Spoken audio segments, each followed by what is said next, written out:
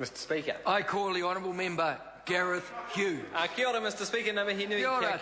Kia ora, I rise to support this bill. Unlike the illogical ramblings we just heard then, Mr Speaker, what this bill is about cheaper electricity. This bill is about greener electricity. This bill is about jobs and exports. And here, once again, it's the National Party voting against jobs, against a vision for our country, against exports. It's not surprising, Mr Speaker, but it is disappointing, because cleaner, cheaper electricity, jobs and exports should be something this whole House can agree with. This bill is about reducing CO2 emission for all of our kids' future. This bill is about a simple, easy, costless step New Zealand can make towards the target which everyone in this House agrees with. I can't believe for the life of me the National Party is voting against Moana Maki's bill. I know they've voted against it in the past, but this is a chance for them to say they made a mistake. It's all right to make a mistake if you look at the evidence, if you look at the stats on the table. So Moana Maki's bill brings back that thermal ban. The Green support, obviously, would actually like to go stronger than the Labour Party, but it's light years away from the National Party's energy vision, which is simply drill it, mine it, frack it. That's the extent of their vision for the country.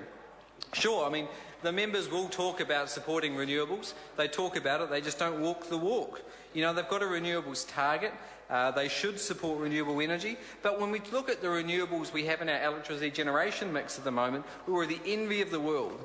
We're exporting expertise at the moment. We've got cheap hydro, wind and geothermal, which we're benefiting from at the moment. Yet, in New Zealand, our emissions from electricity have increased 40% since 1990. The government sits on their hands, paying lip service to this 90% by 2025 target.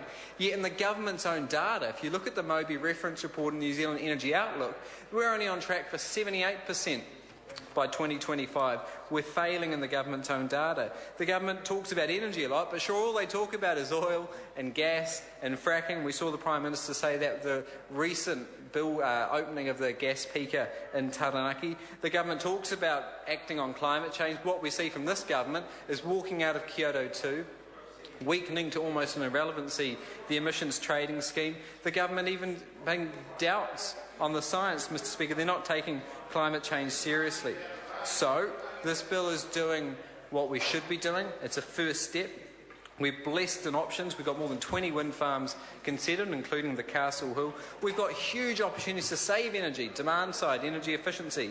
But of course there is a risk that we're not going to get to that target. We're not on track to get that target. Yet 100% renewables is possible, it's desirable, it's affordable. And as we've heard, there's a risk of gas reaching that target. We know that gas is expensive, and the way the government decides to price the electricity market with the long-run marginal pricing of electricity, what we're seeing is all New Zealanders pay for expensive gas. Because it's expensive, we're seeing it used more than it should be. I'm sorry to interrupt the honourable member. The time has come for me to leave the chair.